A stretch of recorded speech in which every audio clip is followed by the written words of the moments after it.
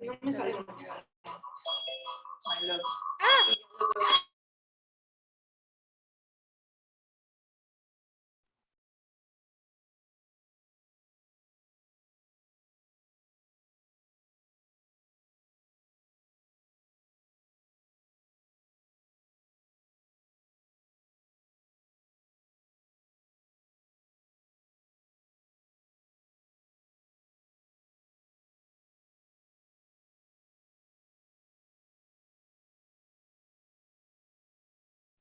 Yo creo que empezamos, ¿no?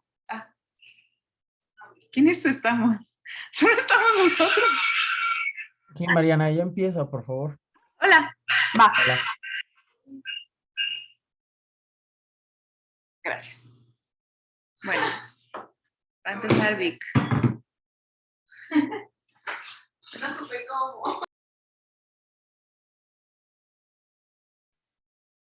¿Listo? ¿Ya me escuchan? Sí, te escucho. Bueno, en el taller del día de hoy vamos a presentar anatomía de estómago rápidamente porque aparentemente son un buen de diapositivas. Entonces nos vamos a ir un poquito rápido. Bueno, hay cosas que ya vimos en las clases de esta semana, solamente para la irrigación, el drenaje venoso y el drenaje linfático, que yo creo que es lo más importante. Y empezando con la anatomía justo de la unión gastroesofágica, en donde parte de los tumores de esta clasificación, que el tipo 3, que es un carcinoma subcardiac, cuyo epicentro del tumor es que se encuentre más allá de los 2 a 5 centímetros por debajo del unión gastroesofágico, se tienen que tratar como si fuera un cáncer gástrico. Fuera de esta clasificación que utilizamos como para ver, para diferenciar justo los tumores de la unión gastroesofágica. Siguiente. En la siguiente diapositiva quiero enseñarles cómo hay el cambio de epitelio entre mágica, también nos va a ayudar como a identificar lo previo, lo de la diapositiva previa, ¿no? Porque es importante diferenciar entre un tumor más allá de los 2 centímetros para darle tratamiento con un cáncer gástrico. Siguiente. Dentro de las presentaciones, médicas, como lo pone la guía japonesa, cómo tiene un patrón difuso, que también lo mencionamos en el cáncer hepático, cómo tiene este patrón difuso de acuerdo a qué tipo de cáncer es, si es un adenocarcinoma de tipo intestinal o si es un adenocarcinoma de tipo difuso, ¿no? Y que también de acuerdo lo han intentado ponerse en la clasificación de Lauren. Y cómo no han intentado unificar con otras clasificaciones, incluso con la clasificación ahora molecular, que no se ha logrado todavía, pero en eso está en los siguientes años. Siguiente.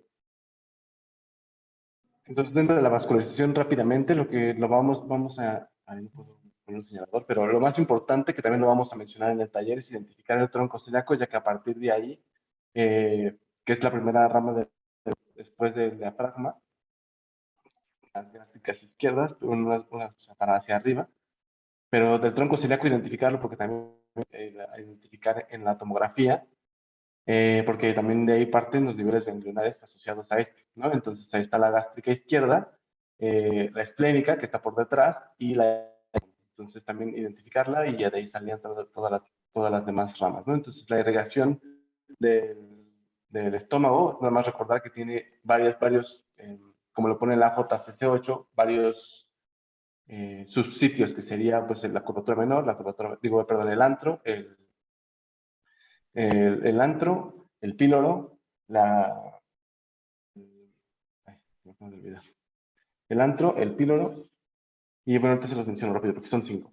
Bueno, entonces dentro de la irrigación está la gástrica izquierda, que va a dar la irrigación de la parte de la parte de la curvatura menor, la gástrica derecha, que también va a darle la curvatura menor en la parte inferior, la gastroepipúlica izquierda, que también va a ir hacia la curvatura menor y también a la parte del píloro, la gastroepiploica derecha, la gástrica posterior y las gástricas cortas, que van a dar pues irrigación de todos lados, o sea, de todos lados. ¿Le puedes dar a la siguiente? Donde van a ver, bien, Dentro del drenaje venoso, que más o menos es homólogo, nada más mencionar que y de la porta, ¿no? Que se forma de la gástrica izquierda, de las que es tributarias del esófago, que es por eso que una persona que tiene cirrosis, pues por eso tiene esta parte con las varices esofágicas, que recupera la porción de la curvatura menor y por parte de la curvatura mayor que drena la vía esférica superior y de ahí se unen para formar la vena porta y de la vena porta hacia el hígado y que llega a la esférica por algún lado. ¿Le puedes poner el siguiente? Entonces, la vena porta se forma de la esplénica y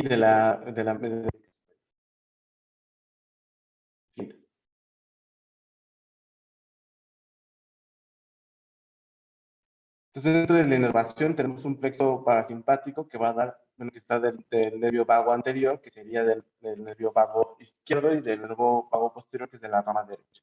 Y por el simpático hay varios plexos que son importantes, el nervio esplácnico y el ganglio celíaco, ¿no? Que este va a dar como el marcapaso, sobre todo en la contracción, para ir los reflejos de la epidemia. Siguiente. Ahora, en cuanto al drenaje linfático, es muy importante mencionar que de acuerdo al número, o sea, que de acuerdo, o sea, que tiene una clasificación japonesa que lo ocupan más los cirujanos y la clasificación de la J18 que se va a dividir en 16 tipos de ganglios y de acuerdo a eso se va a hacer la disección, que es lo que ponen de acuerdo al grado de disección que tienen, ¿no? De uno extenso, de 2 y de 3, ¿no? Entonces, aquí les voy a mostrar los primeros, que sean los gástricos izquierdos, la curvatura menor, de la curvatura mayor, pilóricos, y de ahí se va a ir hacia los ganglios celíacos, y todos los demás son asociados hacia un vaso, ¿no? Podrías poner la siguiente, que ahí está un poquito mejor puesto. Entonces, así lo ponen por zonas: gástrica inferior, superior, esplénico y el hepático. Entonces, de acuerdo, como les decía, ¿no? Son 16, los primeros 7 son, los primeros 12, perdón, son asociados a un órgano y los siguientes son asociados a un vaso. Siguiente.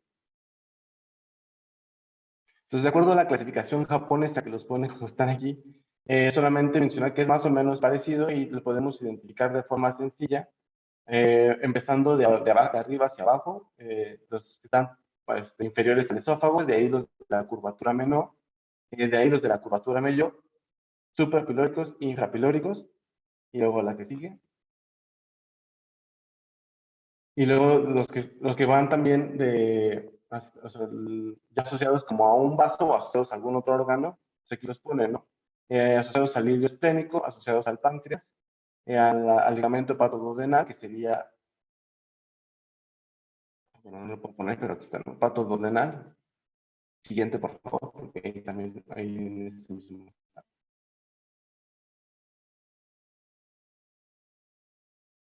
¿Le puedes poner a la siguiente? O ya estamos. Ahí está. Y ya de ahí, del 16, bueno, igual podemos ver aquí colónicos, que ya son más hacia abajo, pero también los incluyen. Y esto es de la clasificación de la J, de la clasificación de la JCC8. Entonces aquí los ponen, ¿no? Ganglios regionales y ganglios y los que son asociados hacia un vaso, ¿no? Pero eso aquí les puse. Para cardíacos, la curvatura menor, de la curvatura mayor, pilóricos, y ahí los dividen en suprapilóricos, infrapilóricos, subpilóricos, infrapilóricos, y los asociados a un vaso, ¿no? Empezamos con los del ganglio celíaco, perdón, del tronco celíaco, gástricos izquierdos, esplénicos, hepáticos comunes y hepatoduodenales. Siguiente. En la tomografía los vamos a ir identificando de acuerdo al corte, y aquí sería uno de los cortes más superiores, en donde en uno de los cortes más superiores, en donde todavía alcanzamos a ver parte del nivel 8 del tórax, que serían los palesofágicos, y aquí empezamos a ver parte de los y los nódulos que son de los gástricos, ¿no? Lo que sería de la curvatura menor. Siguiente, por favor. Aquí también podemos ver que hay ganglios de los otros niveles más tardíos, que serían de los pancreatoduodénalos del lado derecho del lado derecho, y del lado izquierdo, ya asociados a los ganglios esplénicos, ¿no? Que están justo en el ilio esplénico. Y siguiente, si quieres. De acuerdo, pues ya podemos ver los ganglios pilóricos, Los ganglios que son celíacos, todavía aquí justo que emerge el tronco celíaco y lo podemos identificar. Los ganglios igual duodenales, parapancreáticos, paracólicos, que también son ganglios como más para abajo. Siguiente. Ya un poquito más hacia abajo podemos ya los ganglios paraórticos, que quedan pues ya pues, cabales, o sea, paraórticos cabales, y ya está. Son estos retrocabales, que son 4. En cuanto al tipo de linfadenectomía, como les mencionaba, se divide de acuerdo bueno, al número de estaciones que hace disección. Entonces aquí se refiere a la disección que se hace perigástrica, ¿no? Entonces como la más sencilla, con menos comorbilidades y según los estudios donde, o sea, que se podría hacer aceptable, ¿no? Ya ahorita la base del tratamiento quirúrgico pues, es una disección de dos. Sin embargo, de acuerdo, pues necesitan cierta experiencia para poderlo hacer y para poderlos como recolectar. Las indicaciones de hacer pues es cualquier tumor T1A que tenga estos criterios y con este tipo histológico, ¿no? Entonces van a hacer disección de los primeros niveles, bueno, de los primeros 7 niveles de la JSC, la JSC. Siguiente.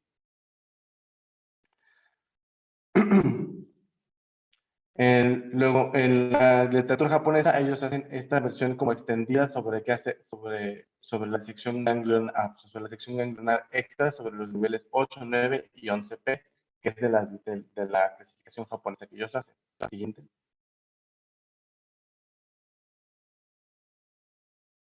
Para tener una disección de 2, van a hacer una disección de los niveles del 1 al 12, incluyendo ya o sea, los que se incluyen en esa imagen, que serían ya los del tronco celíaco, gástrico izquierdo, los esplénicos, los de gástrico común y los hepatos duodenales. Entonces aquí la indicación es en tumores de 2 a T4 y con ganglios positivos. Para decir que tenemos una recolecta se tiene que tener 10 ganglios a nivel de, también con estelectomía, para considerar que o sea, que tiene un potencial curativo. Siguiente. Y luego en cuanto a la disección D3, que no está bien definida, pues, bueno, no tiene una mejoría entre la supervivencia global y entonces y que tiene más comorbilidades, porque se tiene que hacer disección sobre los, no es necesario, o más bien que o sea, lo importante de es que se disecan las 16 estaciones y que no tiene una mejoría sobre la supervivencia ni sobre que hacer este tipo de disección, pues tiene más comorbilidades y que evidentemente pues tiene más complejidad en la disección, en la parte quirúrgica. Siguiente.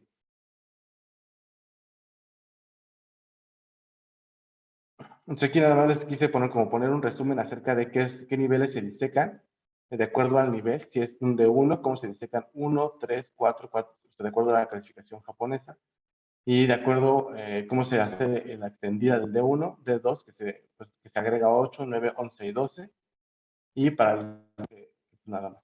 Listo, siguiente.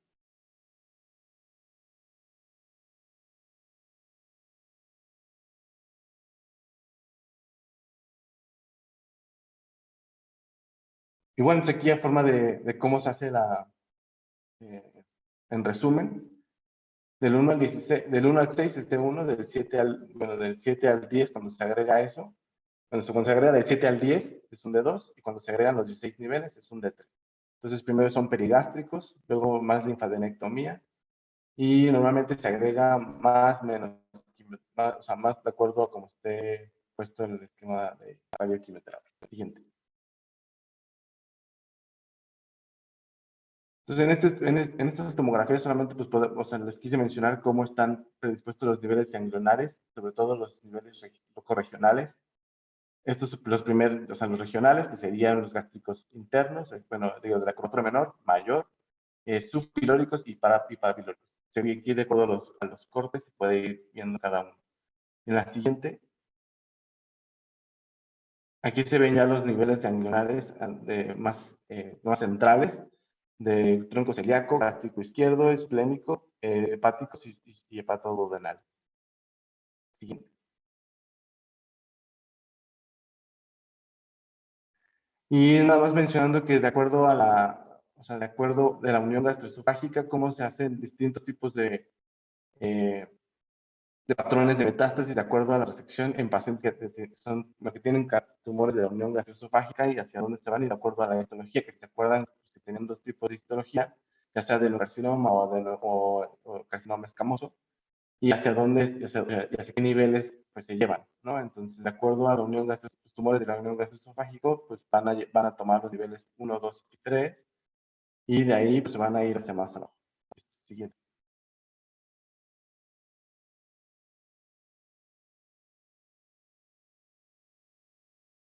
Igual nada más mencionando de la forma de imagen, cómo los tumores de la unión gastroesofágica en este porcentaje pues van a tomar estas estaciones, que sobre todo incluyen los del tronco celíaco y los de la curvatura menor.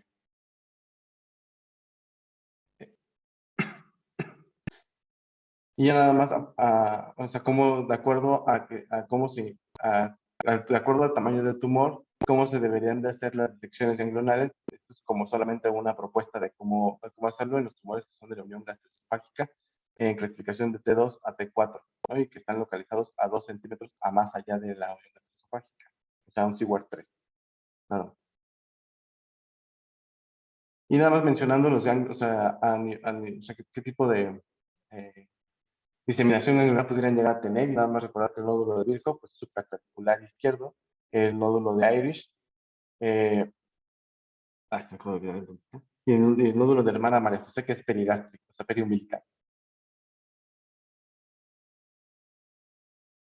Y ya finalmente con el TNM, pues identificar que de acuerdo al grado, de acuerdo a la profundidad de la mucosa, si invade la mucosa, pues T1A, si invade más allá de la muscular de la mucosa, ya atraviesa la lámina propia, ya atraviesa la lámina propia, T1B, o sea, solo es mucosa, y luego el T1, el T2, esto es la siguiente,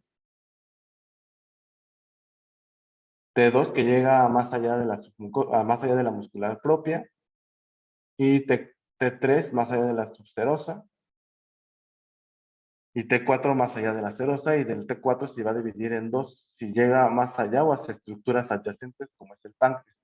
En el T3 va a haber también algún cambio porque puede ser que pueda invadir la mucosa del duodeno, o más bien hacia el duodeno, y que no cambie su estado clínico. O sea, tumores gástricos que infiltran hacia la mucosa, pues, hacia la mucosa duodenal, no cambia su test, que queda en T3. Siguiente. En cuanto a los riesgos de diseminación ganglionar de acuerdo al T, solamente mencionar en T1A, o sea, tiene un riesgo de 3.3% de diseminación ganglionar, y diferente a tener un 4B, que tiene un porcentaje de diseminación ganglionar hasta el 82%.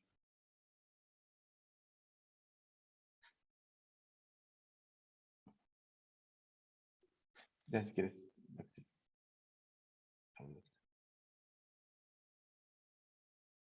Para el número de ganglios, igual que en tumores esofágicos, es de acuerdo al número de ganglios que están involucrados. En N1 es 1 a 2, en N2 es de 3 a 6, en 3A 7 a 15 y 3B mayor a 16. Y también M1 es considerando ganglios no regionales y carcinomatosis peritoneal. Y ya nada más los estadios clínicos, de acuerdo a, por ejemplo, si tenemos el estadio clínico 2A, es tener T1 o T2, bueno, cualquier T, no, T1, T2, T3 y N1, N2. Cuando empezamos a tener estadios clínicos 2B es cuando tenemos más de 3, o sea, 3, o sea, en la explicación previa, más de 10 ganglios tomados. Siguiente. Empezamos. Ok, bueno, vamos a empezar con el caso clínico, que es un caso de paliativo. Empezamos con un masculino de 37 años de edad. Él es originario de Tabasco y residente de Quintana Roo, sin ningún antecedente de importancia. La que sigue, por favor. Como padecimiento oncológico, observamos que en mayo del 2021, él refería tener un ERG de larga evolución. Se hizo una panendoscopía FING, en el cual se documentó una tumoración en el antro gástrico con una histología de adenocarcinoma grado 3. En cuanto a la primera vez que fue valorado en el INCAM, fue el 2 de septiembre del 2021, en el cual se realizó una panendoscopía. La que sigue, por favor. en la cual se observaba un tumor de crecimiento exofítico, Bormann 3, con cubierto de fibrina que se extendía a la región prepilórica, píloro y bulbo duodenal, disminuyendo un 75% de la luz. Posteriormente se dio un reporte histopatológico en la cual se reportaba un carcinoma difuso grado 3 con células en anillo de sello. En cuanto a la tomografía, pues podemos observar que hay un engrosamiento de la pared gástrica y de igual forma hay presencia de ganglios perigástricos. Como se pueden ver en las imágenes, podemos observar un mayor volumen de la cámara gástrica. De igual forma se pueden apreciar los ganglios perigástricos. La que sigue, por favor. Del 10 de noviembre al 23 de marzo del 2022 se inició tratamiento con quimioterapia durante 3 ciclos de Helox y fue valorado por nuestro servicio el 1 de octubre del 2021, en el cual, al no documentar sangrado activo, no fue candidato a un tratamiento hemostático. Sin embargo, aproximadamente, estamos la fecha, es 3 de octubre de 2021, el paciente refirió dolor abdominal, datos de sangrado de tubo digestivo, en la cual se realizó una nueva panendoscopía, donde se observaba un tumor nuevamente exofítico, Bormann 3, con la misma estenosis. Y a partir de octubre hasta enero, comenzó a tener melena y datos de sangrado de tubo digestivo. Fue nuevamente la que sigue, en la cual fue valorado nuevamente por nuestro servicio y se decidió dar radioterapia hemostática, 30 Grays en 10 fracciones, en las cuales fue administrada del 27 de enero al 10 de febrero del 2022. Posteriormente, al tratamiento se hizo una colocación de una prótesis enteral en el cual se documentó por medio de esta tomografía, en el cual se encontraba permeable. La que sigue, por favor. El 10 de marzo, ¿no? Que fue la consulta de revisión por parte de nuestro servicio, no se encontraban datos de sangrado de tubo digestivo y los niveles de hemoglobina estaban en óptimos niveles. El 14 de marzo se realizó una tomografía en el cual podíamos observar, la que sigue por favor, se observaba de que había presencia de ascitis a tensión, se encontraba la endoprótesis en el antro gástrico con engrosamiento de la pared y de igual forma se encontraba una lesión hipodensa en el lóbulo izquierdo del hígado. Y pues en las imágenes podemos observar cómo en diferentes caras de la tomografía se encontraba la endoprótesis presente, sin embargo, se encontraba gran parte de las paredes con aumento del volumen, la lesión en el lóbulo izquierdo del hígado y la presencia de ascitis a tensión. La que sigue.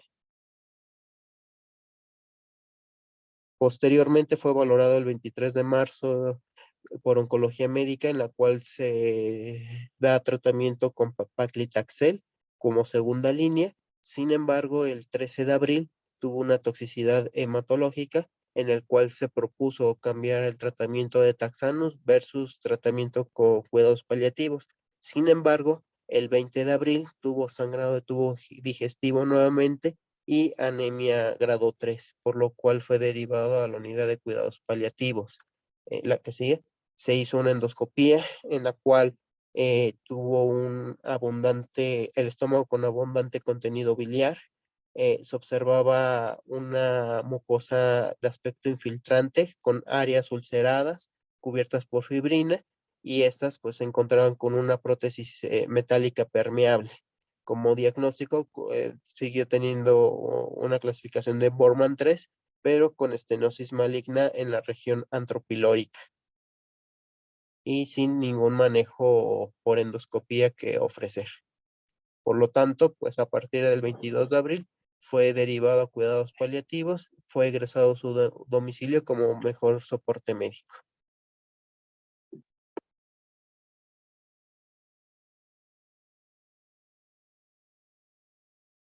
Así es.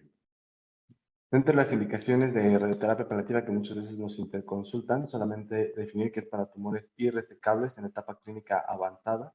Y justo evaluamos dos cosas, ¿no? Cómo está el estatus funcional, ya sea por la escala de Karnofsky o por el ECOG, si está mayor a 60, bueno, de acuerdo, si tiene mayor a 60 o menor a 2, ellos proponen darle que siga el tratamiento, bueno, que se vuelva a hacer un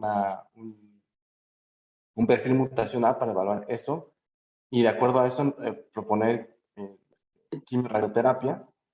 Si no es resecable, pues dar tratamiento, o también si es un mejor soporte, pues también pues nosotros entramos en un estado paliativo, ¿no? Dentro de las indicaciones que tenemos paliativas serían para el control de sangrado, como nos han interconsultado en varias ocasiones. De acuerdo a este estudio, que también encontramos que es un metaanálisis, que evalúa, bueno, es un estudio de una revisión sistemática con un metaanálisis en algunas partes, ahorita les explico en qué parte, y evalúa, bueno, dentro de los antecedentes ponen que la eficacia, toxicidad paliativa para pacientes, no lo apunté bien, para pacientes con síntomas localmente avanzados. Son 7 estudios en donde evalúan desde 1995 al 2015 estos 3 tipos de síntomas, ¿no? Hemorragia, obstrucción intestinal y dolor. Y de acuerdo a eso, al recibir tratamiento, ponen distintos tipos de dosis. Bueno, los estudios son como muy heterogéneos en cuanto a la aplicación de dosis, pero lo que ponen es una diferencia en el BED menor y mayor a 39 Gray. Lo que ellos ponen que hay indicación de dar tratamiento a pacientes que tienen una hemorragia no controlada previa con tratamiento endoscópico para el control del dolor, o para obstrucción intestinal, que lo definen como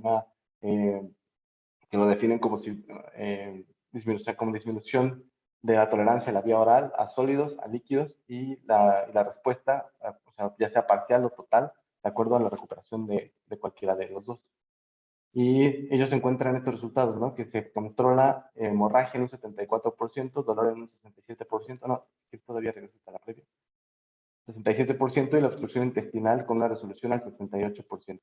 Como les decía, no hay una diferencia entre dar, o sea, ponen ahí una diferencia entre dar mayor a 39 Grays, o sea, en la vez 39 Grays o menor a 39 Grays, o sea, dosis altas o dosis más bajas. Y en cuanto a la toxicidad, aparentemente es aceptable, dando tratamiento. Lo que sí ponen es que si uno junta la quimioradioterapia, la toxicidad en grado 2 y grado 3 es mayor que aquellos que reciben solamente radioterapia, pues solamente con una toxicidad del 15% en grado 2. Y entre las conclusiones de este estudio ponen que planes con baja B, o sea, menor a 39 Grays, y o sea, que llevan a tener una adecuada respuesta y una toxicidad aceptable. Entonces, dentro del estudio, ya se puede poner la siguiente, se evaluaron 7 estudios con distintas dosis, con medianas de 35, de 40, de 30 Grays y en distracciones, como lo ponemos normalmente.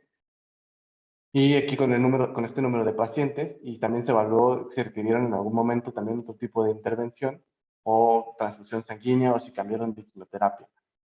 Y el seguimiento, pues, de 3.1 meses, en realidad, pues, fueron pacientes que ya tenían un estado clínico avanzado y que la media de la sobrevida, pues, ya era muy corta.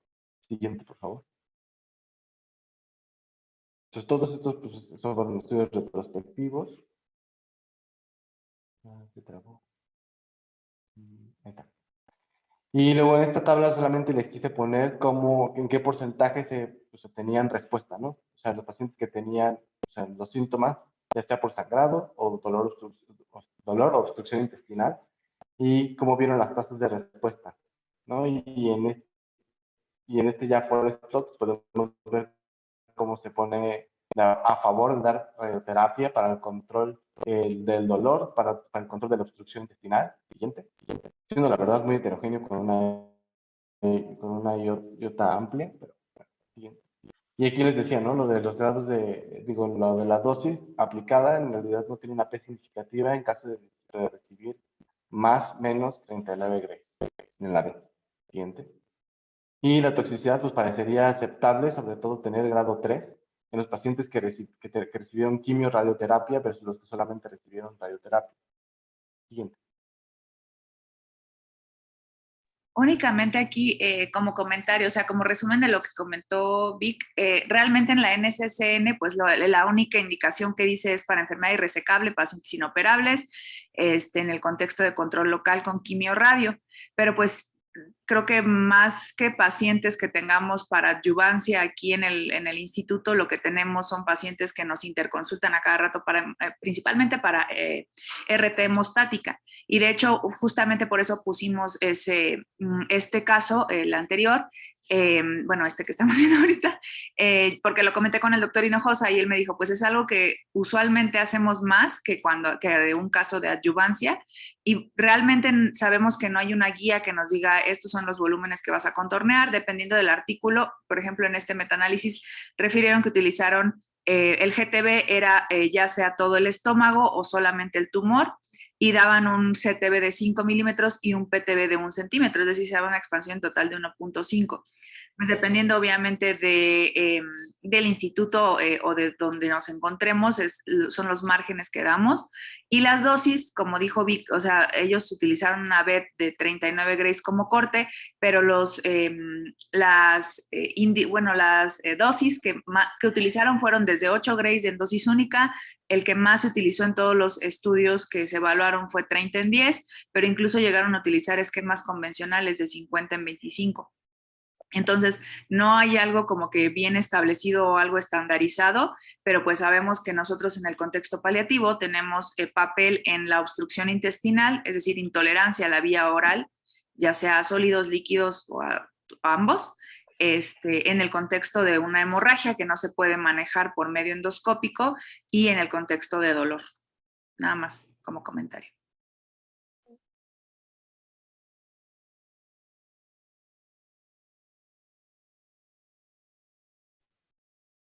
En cuanto a los volúmenes de tratamiento justo de los pacientes que tienen cuya intención es dar un tratamiento hemostático, así pintamos los volúmenes de tratamiento, como les dijo Mariana, pues hay unos que pintan solamente el tumor y se dan las expansiones, pero aquí incluimos tanto el tumor que se invadía hacia duodeno y pues todo el contorno gástrico, ¿no? Con todo el volumen que sería aquí más hiperdenso, que sería pues lo más sangre, ¿no? Y le dimos una expansión de 0.5 y este es el corte más inferior, bueno, este es el total, bueno, el de medio, este es el corte superior que hicimos y el corte inferior es el que sigue.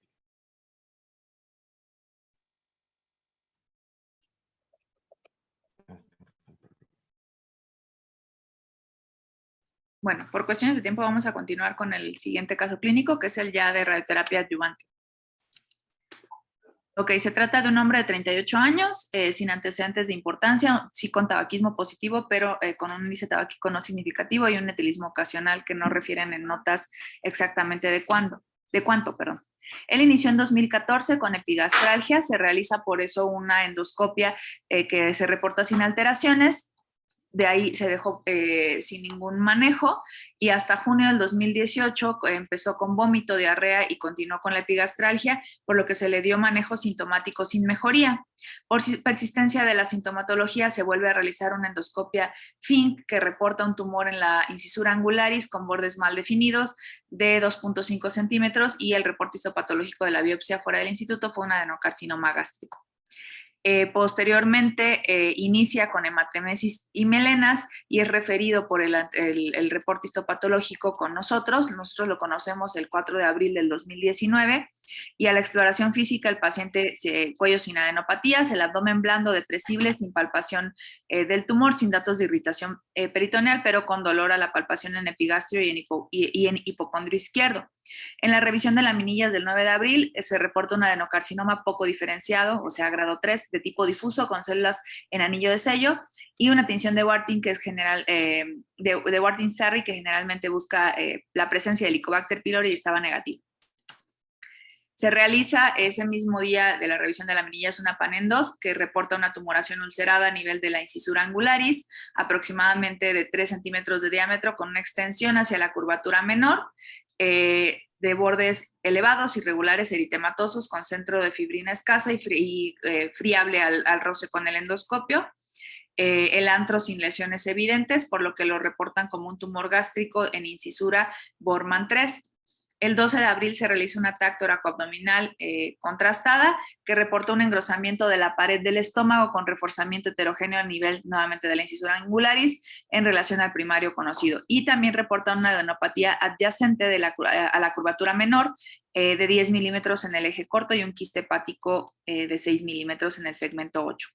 Esto correspondería, aquí en las flechitas rojas se puede ver al engrosamiento de la mucosa que refieren en la tomografía, y aquí realmente no, ven que a veces nos ponen las imágenes como de clave, en esta tomografía justamente no, pero viendo la imagen, aparentemente esta es la adenopatía que referían, la seguimos y no era un vaso, era una adenopatía que medía aproximadamente 10 milímetros y se encontraba en la curvatura menor.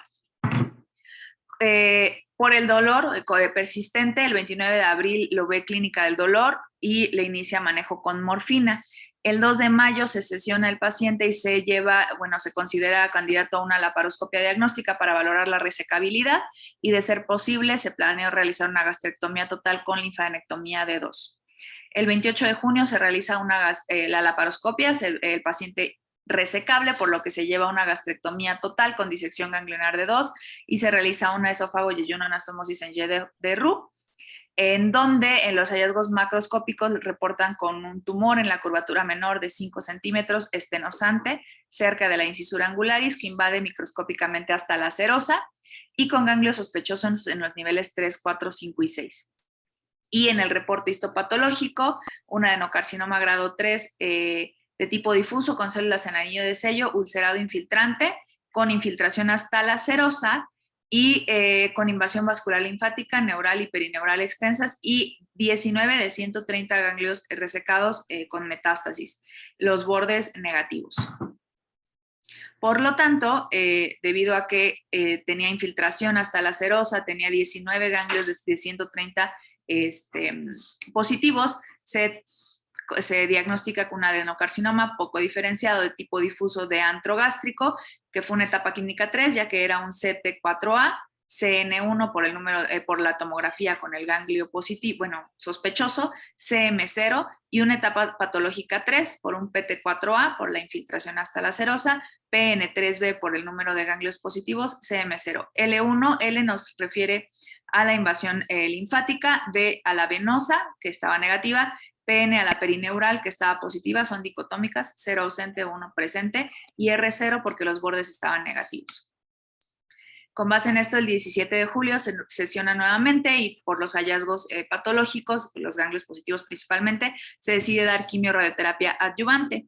Lo vemos al otro día por primera vez en el servicio y le proponemos 45 Grace en 25 fracciones. El 30 de julio lo ve oncomédica por primera vez y le propone PF concomitante 6 ciclos. Del 6 de agosto al 17 de septiembre recibe radioterapia, se dio al hecho quirúrgico, áreas ganglionares, 45 Grace en 25 fracciones, únicamente se dio concomitante un ciclo de PF el 9 de agosto por toxicidad hematológica y gastrointestinal, se mantuvo suspendida la quimio adyuvante hasta después de haber terminado la radio. El 19 de septiembre se realiza una endoscopia, reporta únicamente esofagitis grado D de Los Ángeles y la esófago y una anastomosis sin datos de actividad tumoral. Se realiza toma de biopsias para el seguimiento sin evidencia de células neoplásicas y ya el 14 de octubre, debido a la toxicidad, pues se había suspendido y se decide reiniciar la adyuvancia con PF 5 ciclos para completar 6. Los cuales los recibió del 18 de octubre del 19 al 11 de marzo del 2020. Para el 22 de octubre, cuando ya había iniciado el siguiente ciclo de quimio, se realiza una tomografía toracoabdominal, únicamente que reportó cambios, fibrosis, en los ápices pulmonares y cambios inflamatorios en la mucosa y pared del yeyuno y los cambios en material quirúrgico en la unión gastroesofágica por el sitio de anastomosis, que ahorita lo vamos a ver acá, que serían estos los cambios. Esta es la tomografía del 16 de abril y esta es ya posterior a la adyuvancia. El 1 de abril del 2020, al finalizar los 5 ciclos de PF, inicia vigilancia. Lo ve el 6 de julio, cirugía oncológica sin datos clínicos de actividad tumoral. Y el 2 de septiembre se realiza una nueva PAN-ENDOS, la anastomosis sin datos de actividad tumoral, y de igual forma en las biopsias sin evidencia de células neoplásicas. El 7 de septiembre se realiza una nueva tomografía, continuaba sin datos, sin evidencia de actividad tumoral, únicamente los cambios quirúrgicos. Esta es la del 11 de octubre, antes del inicio de la quimio adyuvante de los 5 ciclos restantes, y esta es ya al finalizar, básicamente un año después. El 8 de marzo del 21 lo ve nuevamente cirugía oncológica, y el paciente pues presentaba epigastralgia intensa y descenso de la hemoglobina asociado a sangrado rectal, por lo que le solicitan una nueva PAN-ENDOS y una colonoscopia. Realmente únicamente reportaron pólipos en ilion y en colon transverso, y la endoscopía sin datos de actividad tumoral. El 17 de mayo se reportan las biopsias con únicamente inflamación crónica leve inespecífica sin evidencia de células neoplásicas. El 26 de mayo la tomografía reporta nada más estabilidad del proceso sin datos de actividad tumoral, nuevamente únicamente los cambios en la anastomosis a nivel de la unión gastroesofágica. El 9 de junio del 21 lo ve cirugía nuevamente sin datos de actividad tumoral, sin sitios de sangrado, y en la TAC estabilidad del proceso nuevamente. Por la anemia crónica lo envían a hematología y nada más reportan en hematología anemia por deficiencia de hierro. Le inician manejo enteral con cobalamina y con hierro. En la última tomografía, que fue, bueno, no fue la última, sí, la última es la de abril, perdón, ese mismo día se le hizo únicamente cambios por el proceso quirúrgico sin datos de actividad tumoral. Y la última nota que tenemos en el sistema es del 27 de mayo de la clínica de anemias, que el paciente mejoró posterior a la administración de hierro parenteral y va a continuar con manejo con hidroxicobalamina intramuscular. Entonces, ¿cuáles son las indicaciones para adyuvancia, especialmente en este caso, y cómo simulamos a los pacientes con cáncer gástrico? Bueno, la NCCN nos especifica de acuerdo al grado de resección en pacientes que tuvieron un grado R0 y que son PT2N0 se puede considerar, y la secuencia de tratamiento se prefiere quimio, seguido de quimio radio y seguido de quimio, pero solo en pacientes seleccionados, porque se pueden llevar únicamente a vigilancia si fueron PT2N0. En pacientes que son R0 pero tienen una enfermedad localmente avanzada, ya sea PT3 4 o ganglios positivos independientemente de la T. La categoría 1, si se realizó una disección menor a D2, es la misma secuencia: quimio, seguida de quimio radio, seguida de quimio. Y pacientes que sí fueron llevados a D2, se prefiere únicamente quimioterapia adyuvante. Y en márgenes cercanos o positivos, resección R1, R2, se prefiere la adyuvancia con quimio-radioterapia. Y de acuerdo a la ESMO, si son pacientes operables, que son etapa clínica más de T1, la secuencia que se prefiere es la quimio preoperatoria seguida de cirugía, seguida de quimio adyuvante, pero si el paciente no se lleva un manejo previo a la cirugía, se puede considerar la quimio-radioterapia adyuvante. ¿Cuáles son las indicaciones de simulación? La NCCN únicamente refiere que se prefiere previo a la simulación y previo a cada tratamiento que el paciente se encuentre en ayuno de al menos 3 horas. Se prefiere realizar, si es posible, y lo hacemos aquí en el instituto, una tomografía con contraste IV para la mejor delimitación de los vasos sanguíneos y por ende de los volúmenes ganglionares, y vía oral para una mejor visualización del sitio de anastomosis. Se pueden utilizar o se prefieren utilizar dispositivos de inmovilización para una mayor reproducibilidad, como colchones al vacío, y si es posible una planeación en 4D o el manejo del movimiento en algunas circunstancias, es decir, por ejemplo, cuando nos puede modificar algo, por ejemplo, la respiración. ¿Qué tipos de cirugía si bien ya lo vimos en la mañana, uno de los artículos que envié, pues sí nos refiere específicamente 3 tipos de cirugía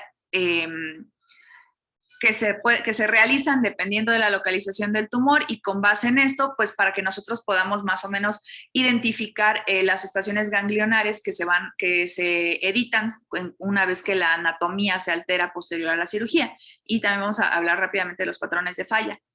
Entonces, el artículo que les envié habla, o bueno, refiere 3 técnicas, o tres abordajes quirúrgicos para tumores. Bueno, esta técnica, la esofagogastrectomía de Ivor Luis, fue desarrollada principalmente para esófago, tercio medio, pero también se utiliza para cáncer de la unión gastroesofágica, y consiste en una laparotomía con toracotomía derecha, es decir, se hace una incisión por toracotomía, aproximadamente en el 5º espacio intercostal, y se aborda por este medio para así evitar evitar que el arco aórtico limite el acceso al esófago. Lo que se hace es una esofagectomía, y se puede realizar también una gastrectomía proximal. Posteriormente, el estómago se va a tubulizar hacia el hiato esofágico, y esto amplía el campo de disección ganglionar, porque así podemos localizar mejor los ganglios que se encuentran en el estómago. Por la técnica utilizada, los ganglios perigástricos generalmente son transportados a la cavidad torácica. Esto amplía el margen o el campo en el que el cirujano puede disecarlo. Y también se realiza una maniobra que es la maniobra de Kocher, en donde se retira de la fijación retroperitoneal el duodeno y el páncreas, lo que puede hacer que la porción distal del estómago también se pueda ascender, y nos permita, les permite a los cirujanos realizar la anastomosis. Esta técnica tiene un porcentaje del 4% de mortalidad y de fuga de la anastomosis, y una incidencia de 3% de reflujo. Debido a la maniobra que se utiliza, los ganglios, o sea, en donde la porción distal del estómago, se asciende, se movilizan los ganglios supra e infrapilóricos, y por lo tanto se puede modificar obviamente en la tomografía de simulación la localización de estos. Otra técnica, que es la que más se utiliza y la que se realizó en este paciente, es la gastrectomía total, realizando también una esófago yeyuno anastomosis en Y de Roux, en donde aquí se reseca todo el estómago por completo, desde la unión desde la unión gastroesofágica hasta el duodeno, justo por debajo del píloro, y lo que se hace es que la porción distal del duodeno, el intestino delgado, se va a reconectar al esófago remanente, o bueno, al esófago, y la porción del duodeno se va a conectar al intestino delgado. Esto permite que el ducto biliar y el ducto pancreático sigan drenando al duodeno. Entonces queda más o menos así, se hace una gastrectomía total y queda la yeyuno anastomosis, el intestino delgado se une al esófago y el duodeno se une a esta misma porción del intestino delgado, y por eso se llama en Y de Roux. Roux fue el cirujano que la describió por primera vez, y pues tiene forma más o menos de Y. Eso es, por eso se llama así. Bueno, y en este procedimiento, los ganglios pericardiales izquierdos y de la curvatura menor y mayor son completamente disecados, sin dejar en teoría tejido ganglionar residual, y los supra y los infrapilóricos no siempre van a ser disecados y podrían identificarse en la tomografía de simulación. El resto de los ganglios del tronco celíaco, de los hepatodenales y los esténicos, por ejemplo, esos van a tener la misma localización que si fueran un escenario neoadyuvante o definitivo, por ejemplo. O sea, no van a modificarse su anatomía. Y en la gastrectomía subtotal, básicamente es una gastrectomía distal, y por lo tanto, la porción proximal del estómago permanece intacta. Por lo tanto, los ganglios paracardiales, los de la curvatura menor, no se van a disecar, y los ganglios supra e infrapilóricos sí se disecan por completo, porque recordamos, una gastrectomía distal. Y el resto de los ganglios se mantienen igual que si no se hubieran realizado una cirugía. Ahora, con respecto a los patrones de falla, sabemos que va a depender pues si se lleva o no a adyuvancia, independientemente si sea quimio, radio o quimio, nada más. Llega a haber incidencia de falla locorregional o de recurrencia locorregional hasta en el 95% de los casos de los pacientes que son llevados únicamente a cirugía. Y si bien se han intentado enfoques más agresivos con cirugía, una resección o una resección ganglionar más agresiva, más grande, pues los patrones de falla siguen siendo los mismos. Las principales fallas son en el lecho quirúrgico, en las anastomosis y obviamente en los ganglios que no son resecados. Nada más como comentario, pues el estudio de McDonald, que sabemos que es como el principal, el que mayor evidencia tenemos, en donde la quimio-radioterapia pues sí aumenta la supervivencia global, la supervivencia libre de enfermedad en pacientes independientemente que tengan R0, versus la observación después de la cirugía. Ahora, para el contorneo de los grandes vasos, rápidamente, porque sí, rápidamente nada más como comentario, la vena mesentérica inferior, que sabemos que se deriva de las rectales superiores, que son las hemorroidales, asciende de la porción derecha hasta llegar al borde inferior del riñón, en donde se inclina medialmente y rodea la región duodeno-yeyunal para introducirse a la porción posterior del páncreas, y ahí se une con la vena esplénica para formar el tronco espleno-mesentérico, y posteriormente, como Vic nos había comentado, se une con la vena mesentérica superior para formar la vena porta. Bueno, acá la podemos ver, que sería esta de acá, y déjenme mover esto porque me estorba. Bueno, y en la tomografía del artículo de donde lo obtuvimos, correspondería a esta de acá. Esta de acá. Bueno, la vena mesentérica superior, que vaya a ser generalmente a la derecha de la arteria mesentérica superior, que correspondería a esta de acá. Esta sería la vena mesentérica superior, y como ya les dije, se une al tronco espleno mesentérico para formar la vena porta, que es la que sigue, que sería esta de acá. La vena porta se localiza generalmente posterior al ducto biliar común.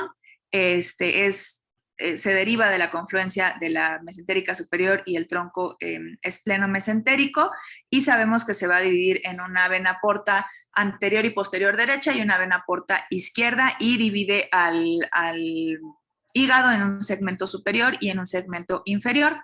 Y las venas hepáticas, que se forman de la unión de las venas centrales, aquí casi no se ve por el color, pues esta sería la vena hepática derecha y esta la izquierda, y estas drenan directamente a la vena cava inferior justo por debajo del diafragma, que corresponderían a estas de acá, la vena hepática derecha y la izquierda.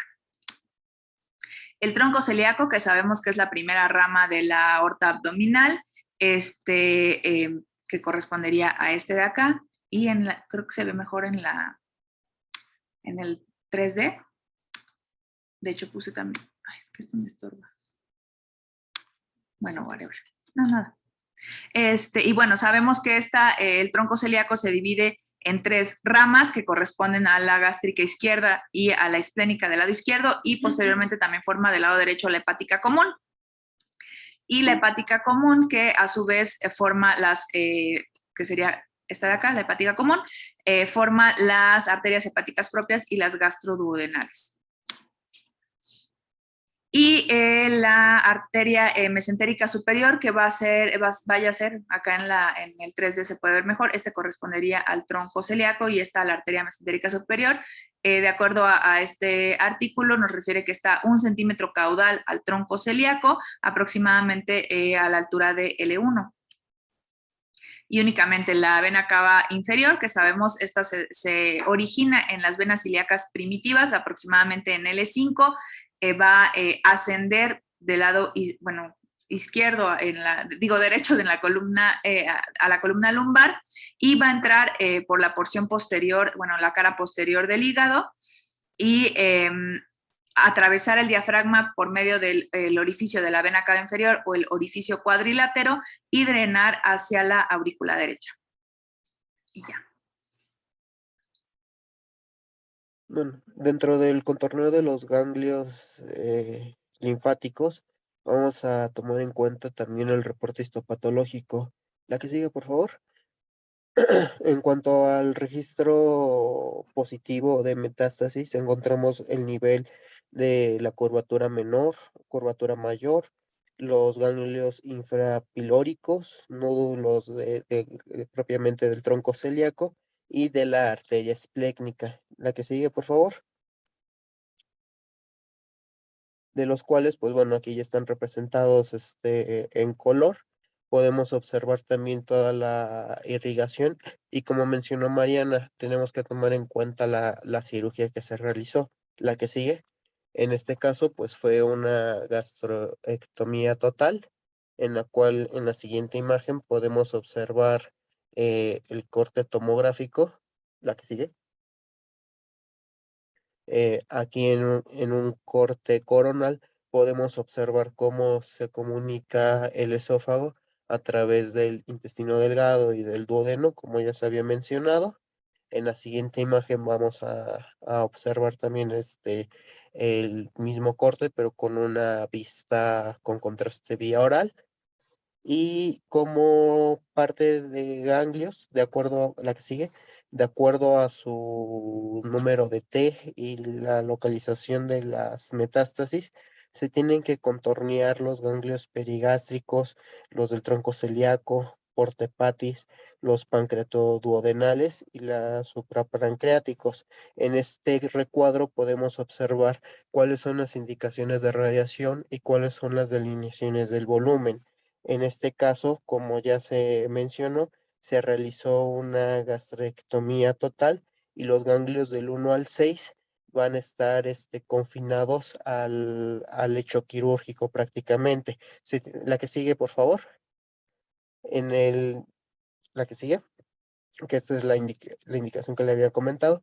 En la imagen de superior derecha podemos observar cómo se encuentra el lecho quirúrgico y se va a dar una expansión de 0.5 milímetros a 1 centímetro para poder involucrar los ganglios perigástricos.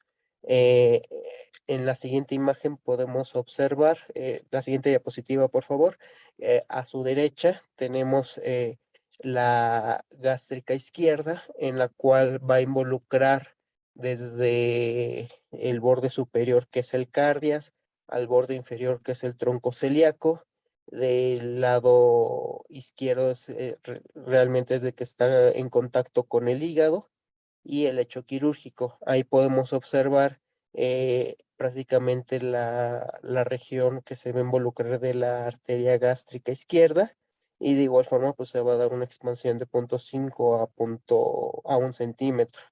En el lado izquierdo pues podemos ver también la porta hepatis, de igual forma el nacimiento del tronco celíaco y del lado izquierdo podemos definir prácticamente el hilio de esplécnico y la ampliación que se va a dar principalmente de 0.5 a 1 centímetro. Regresamos a la previa, por favor. Y de igual forma, pues las demás imágenes, como ya lo mencionó Mariana, tenemos del tronco celíaco cómo se va a bifurcar hacia la hepática y a la esplécnica, y del lado inferior, lo que está señalando Mariana, podemos observar la arteria esplécnica, en la cual pues también se está tomando en cuenta para la definición del volumen. Y sería todo.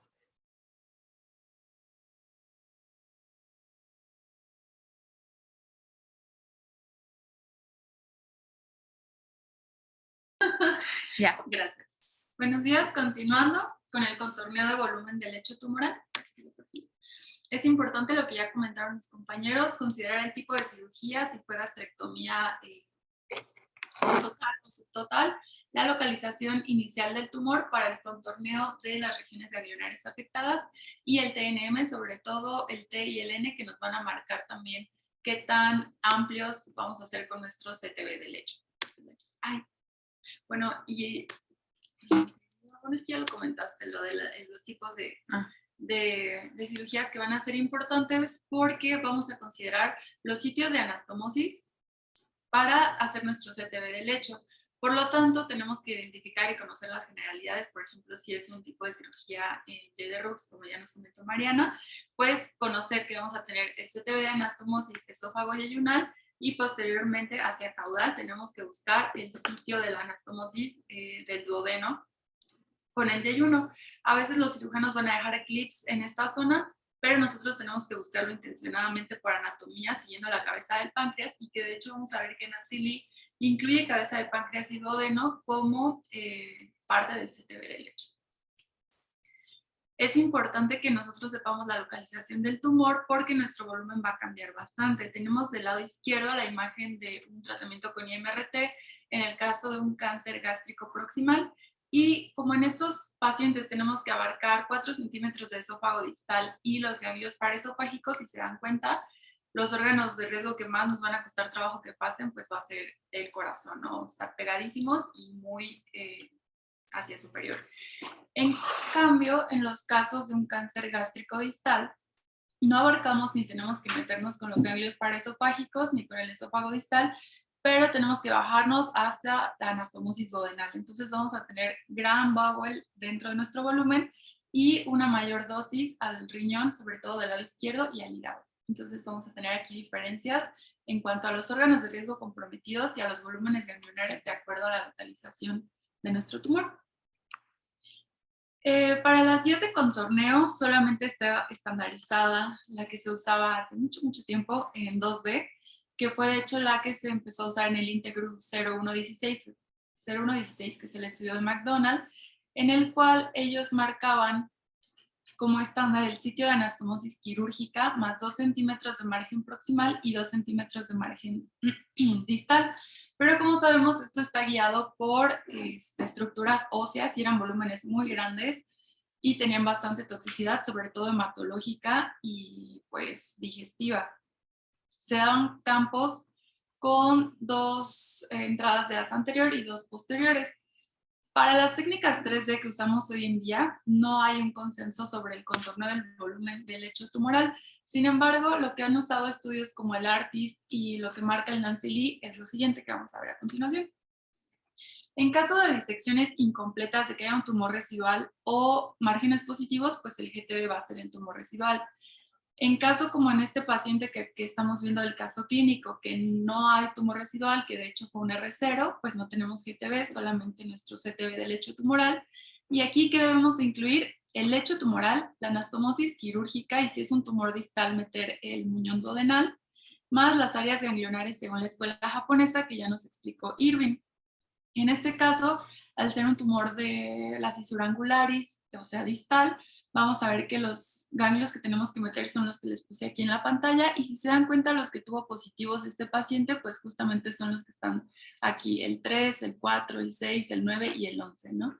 Que son importantes de tratar de manera electiva, y más como en este paciente, cuando el histopatológico ya te marcó que había ganglios positivos en estos niveles. En caso de que sí tuviéramos un GTB o un tumor residual a tratar, aquí cambia la dosis, no se da 45 Grays, sino que se tiene que dar un boost a esta región de 50.4 a 54 Grays en normofraccionados, y pues nada más, si no, pues 45 Grays a todo nuestro PTB. Para el CTB postoperatorio en tumores distales, tenemos que cubrir el muñón duodenal, como ya les comenté, la anastomosis. Para esto hay que saber si fue qué tipo de cirugía fue para buscar nuestra anastomosis gastroyeyunal o esófago yeyunal. Y como parte del lecho, ya les comentaba, meter la cabeza del páncreas e inclusive cabeza y cuerpo, más la primera y segunda porción del duodeno. Ahorita vamos a empezar a ver las imágenes. Este es el caso de contorno del paciente que vimos. Y si se dan cuenta, aquí en esófago no nos metimos ni metimos los paraesofágicos por tratarse de un tumor distal. Iniciamos en el sitio de la anastomosis. Para esto nos sirve bastante la tomografía con contraste vía oral. Y aquí nos vamos siguiendo el esófago hasta encontrar la anastomosis esófago yeyunal, y la vamos siguiendo toda esta parte de aquí. En este corte vemos la tomografía contrastada, es mucho más sencillo para no dejar ninguna parte fuera del volumen. Y vamos siguiendo nuestro lecho quirúrgico bien pegaditos al hígado. Es súper importante esto porque uno de los sitios de mayor recurrencia es el ligamento hepatogástrico, entonces hay que cubrirlo bien y pegados también al hilio esplénico. Aquí en rojo vemos el CTB que ya incluye las regiones ganglionares más el lecho quirúrgico y este rosita sigue siendo nuestro lecho. Aquí vemos en un corte coronal cómo está la anastomosis esófago-yeyunal con sentido, con congruencia. Se ve cómo va bajando de aquí el bolo contrastado. Y en la parte inferior, en esta flecha amarilla, vemos el muñón duodenal, que como les comentaba, según el tipo de cirugía en Y de Rux, pues va a estar caudal a la anastomosis, ¿no? Acá vemos igual lo mismo. El páncreas, su cabeza y su cuerpo, que obviamente lo incluimos por tratarse de un tumor distal. Aquí lo mismo, cabecita de páncreas, y en rojo el CTB, que incluye los ganglios, como ya sabemos, paraórticos, los hepáticos, que ya nos comentó Irving. Continuamos viendo e incluyendo cabeza de páncreas, no todo incompletamente el páncreas, que es este volumen en amarillo, solamente cabeza y parte del cuerpo. Y aquí seguimos, cabeza de páncreas, y empezamos a ver la primera porción del duodeno, que hay que incluirla también. Aquí, si se dan cuenta, amablemente los cirujanos nos dejaron un marcaje justamente en esa anastomosis duodenal que tenemos que incluir. Aquí se sigue viendo un poquito, sería la segunda porción del duodeno, se ve el marcaje, ya no se ve el páncreas, seguimos delimitando el volumen y listo.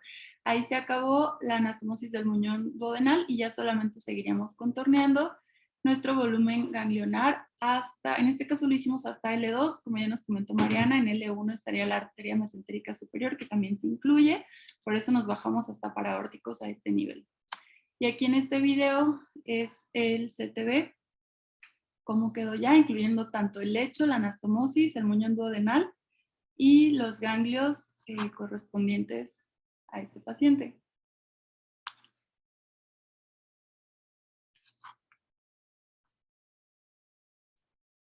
Pasando las arterias mesentéricas en L2, ya terminamos el CTB ganglionar. Este es otro corte coronal en el cual solamente quería recalcar esta parte del CTB que forma la parte justamente o la forma de cómo sería un estómago y que está bien pegadito a toda esta región hepática, por lo que les comentaba del ligamento hepatogástrico, que es una región de aumento menor muy difícil de resecar durante la cirugía y es un sitio de alta recurrencia. Entonces siempre es importante que lo cubramos, ya sean tumores proximales o distales.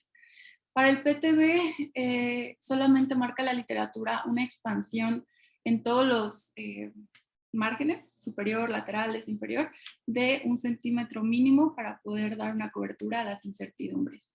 Y la reconstrucción ya de nuestro CTB y nuestro PTB, si se dan cuenta, pues más o menos tiene la forma de un estómago.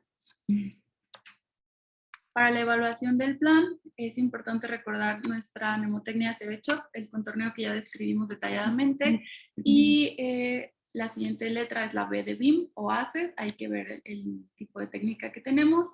En el caso de los gástricos, ya hay muchos artículos que han comparado las técnicas 3D conformales con IMRT, y todos concluyen que con IMRT podemos dar escalamiento de dosis desde hasta 50.4 o 54 Grays y disminuimos la dosis a órganos de riesgo como corazón y riñones. Por lo tanto, pues se prefiere una técnica IMRT. En el caso de esta paciente se dio con arco volumétrico o BIMAT, que es una variable del IMRT.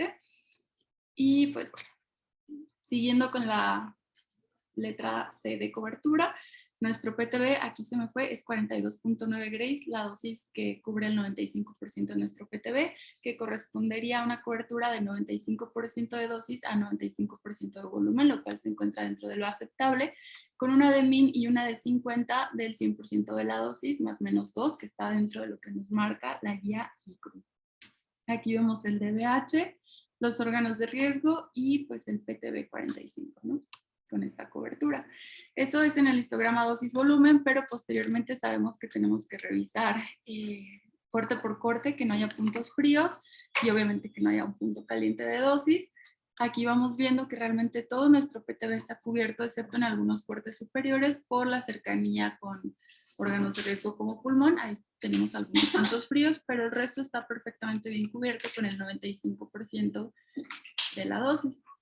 El punto de dosis máxima se encuentra dentro del PTB y no tenemos más que estos puntitos calientes, puntitos fríos, perdón, que se ven aquí a la altura de pulmoncito. Pero realmente tenemos una excelente cobertura.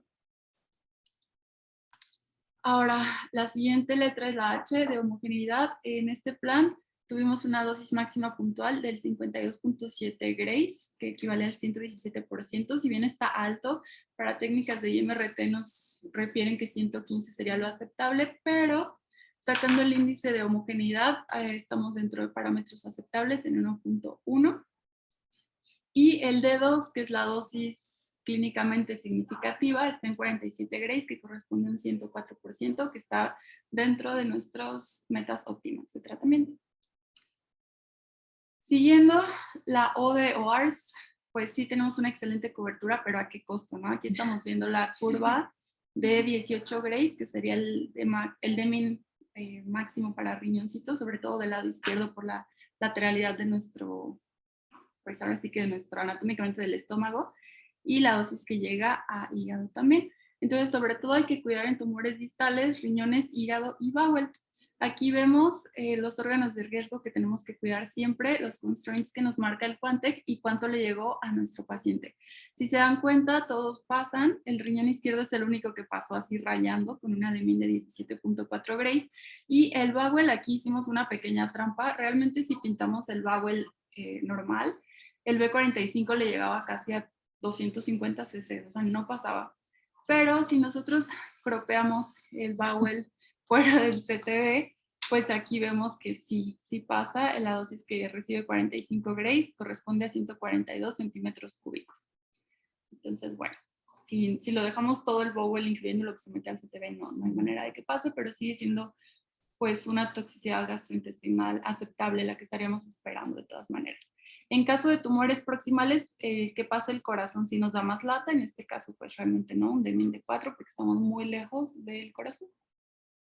Y por último, la P de CBCHOP es para corroborar la dosis de prescripción. Siempre hay que checar en esta parte de aquí que dice dosis en nuestro plan, que corresponde a lo que prescribimos, que en este caso fue 45 grays en 25 fracciones.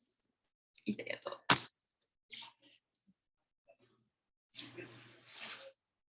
Muy buena revisión, la verdad. Tal vez aterrizar un poquito más los conceptos quirúrgicos para que los podamos aplicar realmente con nuestros volúmenes. Tengo algunas observaciones. Primero, sobre la diferencia entre las disecciones. Ya sabemos que por la NCCN, pues uno de los estándares es la D2, y se habla que en algunos casos se puede realizar una D1 o una D1 extendida. Yo quiero puntualizar que aunque se hable de D1 extendida, la literatura estadounidense no ha logrado replicar los mismos resultados que tienen los asiáticos con respecto a la D1 o la D1 extendida. Incluso, pues ya lo habíamos visto, tampoco han logrado replicar realmente los resultados de la D2. Entonces, por ese aspecto, tendremos nosotros como radiooncólogos tener mucho criterio para poder extender nuestros volúmenes de acuerdo a este tipo de disecciones. De lo siguiente, el primer caso sobre la paliación, la revisión de TAI, que es como la más completa que tuvimos. A pesar de que tiene buenos resultados, también son unas revisiones con tratamientos muy antiguos y pues la dosis varía mucho, al igual que los resultados.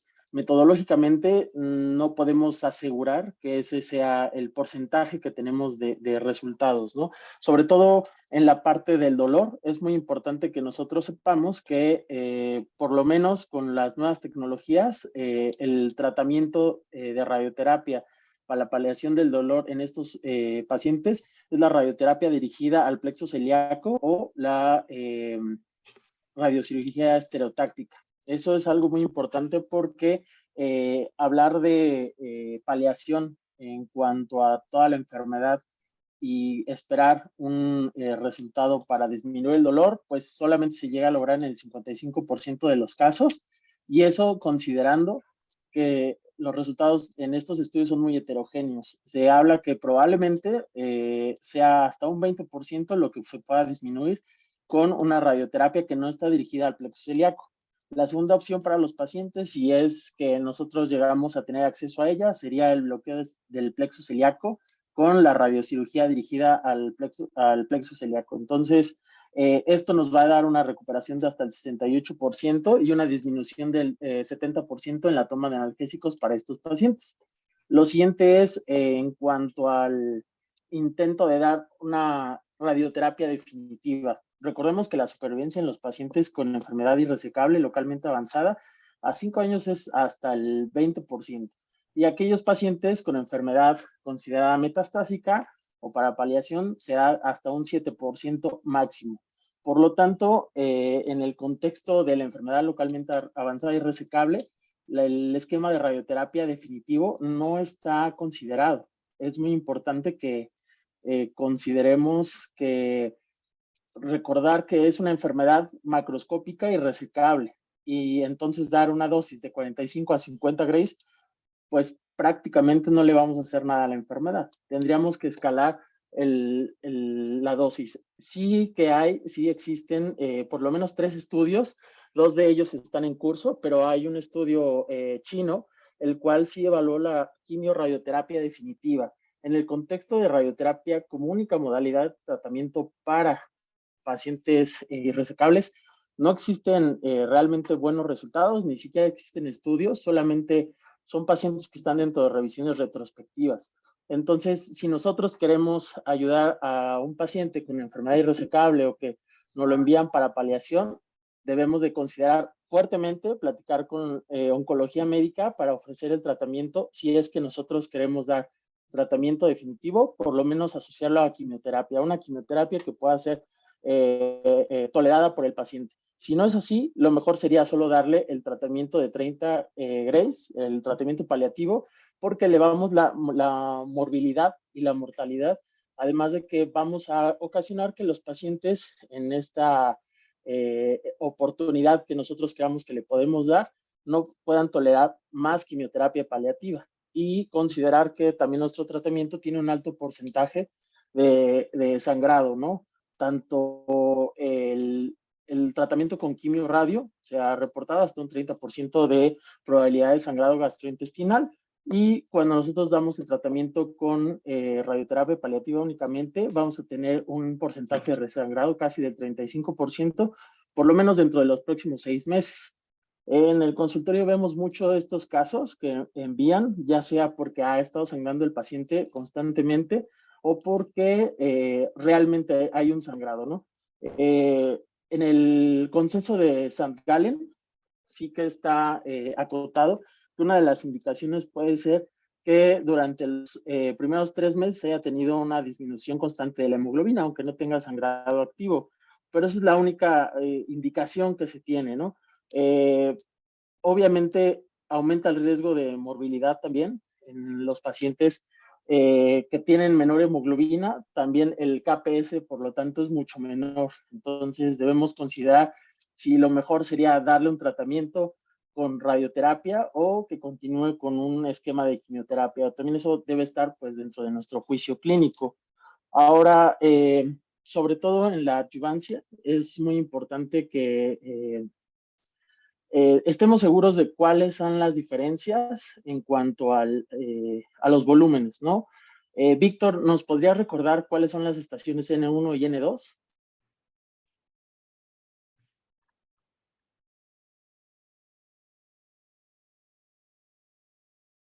O Mariana, Anaí, Ana Laura, cualquiera de ustedes, por favor.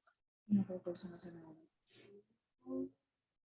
tenemos en las Son las de 1 a 7, ¿no? Ajá. Sí, 1 a Sí. 7. Y N2 serían hasta el 12. Hasta el 12. Exactamente. Ajá. Sí, las mencionó Víctor, de hecho. Del 1 al 7. Ajá, pero ¿cuáles son?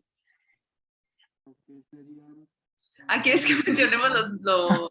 Sí, totalmente, La de uno, porque del 1 al 7, como dijo Mariana, recuerden que cuando la de tenemos 2, los pacientes el que 8 al 9, envían y se con un puede hacer resultado uno de 12 patología, perdón. no, perdonen, ahí no te escuché, pero recuerden que cuando vemos a los pacientes en el consultorio, regularmente los estudios de patología a veces pueden dejar a un lado esas definiciones de si se hizo en N2 o N1. Generalmente lo reportan con nombres, en todo caso, y a veces ni siquiera con eso. Entonces, sí tienen que saberlos. ¿Cuáles son, Anaí?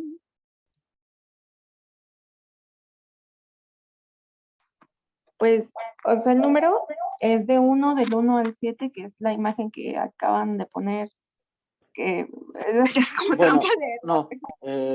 es el Tienen que conocer los nombres, porque en los algunos paracardiales, reportes de derechos, patología sí izquierdos, los los de la ponen. curvatura menor, curvatura mayor, izquierdos y derechos, los suprapilóricos y los infrapilóricos. Y la D2 es del 8 al 9 y puede haber una D2 extendida que puede incluir, dependiendo del sitio de localización, los 11, 14 y... ¿Me falta alguno, niños? ¿De la de extendida? De 11 a 14, ¿no? Pero no me Bueno, sé el nombre, o sea, no me lo sé no, por nombre, me lo sé por número. es importante que los repasen, ¿no? Porque sí hay algunos reportes de patología de nuestra institución que sí los mencionan los patólogos y algunas veces sí los marcan. Entonces sí debemos de conocer, porque si falta alguna estación, es una estación que debemos de cubrir, ¿no? Ahora, ¿alguno de ustedes conoce algún criterio para que nosotros consideremos no irradiar el lecho ganglionar?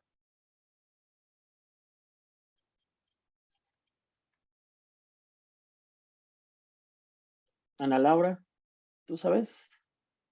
¿Has escuchado algo? Irving. Que yo sepa, o sea, solamente que haya sido un reporte histopatológico negativo o que hayas tenido en el reporte quirúrgico pues, una extensión de todos los ganglios perigástricos con márgenes adecuados. Entonces, Sí, si no se documentaron más, pues tal vez se pueden omitir. exacto, algo así podemos encontrar, sobre todo en la literatura estadounidense, pero esto viene pues de literatura asiática, donde ellos consideran que aquellos pacientes que tuvieron una adecuada disección con márgenes de por lo menos 5 centímetros y más de 29 ganglios, todos ellos negativos, podríamos considerar no irradiar estas estaciones. Sin embargo, como ya lo mencioné, esa es la diferencia entre las disecciones de 1 y las disecciones de 2 dentro de las dos escuelas. Entonces, creo que aquí no me ha tocado ver ningún paciente así. Son raros y si nos tocara, pues no lo enviarían prácticamente, pero pues es algo que ustedes se pueden encontrar en la práctica y podríamos disminuir el tratamiento, el volumen de tratamiento en algunos pacientes, ¿no? Pero en general, pues prácticamente todos se van a irradiar. Para concluir, ¿me pueden decir alguno de ustedes, R2, cuáles son las diferencias a grandes rasgos de los volúmenes de tratamiento, por favor, para los tumores proximales y distales? Pues o sea, en los proximales usualmente tomamos los niveles ganglionares, incluyendo los paraesofágicos, y en los distales realmente ya nos vamos más hacia caudal en los volúmenes. Y tenemos que tomar siempre la anastomosis, pero que, o sea, nos vamos a ayudar de los clips generalmente, pero no, es principalmente en el volumen ganglionar lo que se modifica.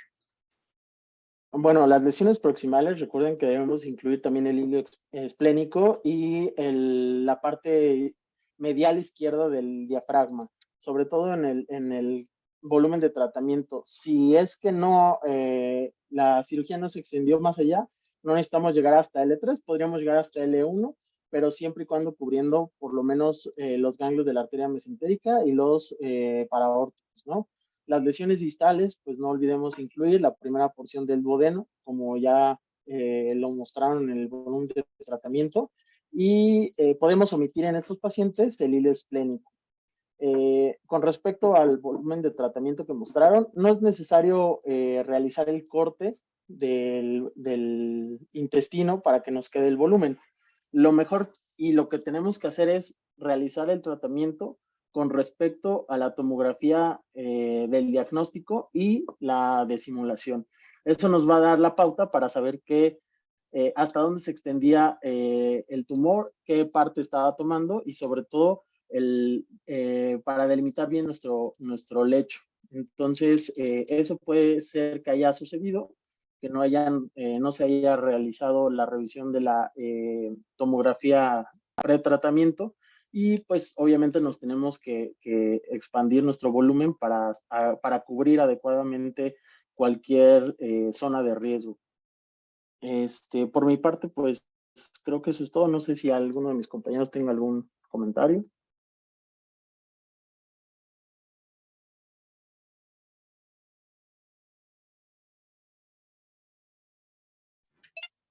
No, César. Parece que todo ya terminó y fue casi hora y media y estuvo bastante bien todo. Entonces, nos ponemos a trabajar. Cualquier cosa, estoy aquí. Yo voy a tener reunión a las 11 en la dirección general y si necesitan, por favor, avísenme. ¿Ok? Gracias, doctora. Gracias, doctora. Sí, ándale pues. Buen día. Gracias, Bye. buen día. Sí, bye.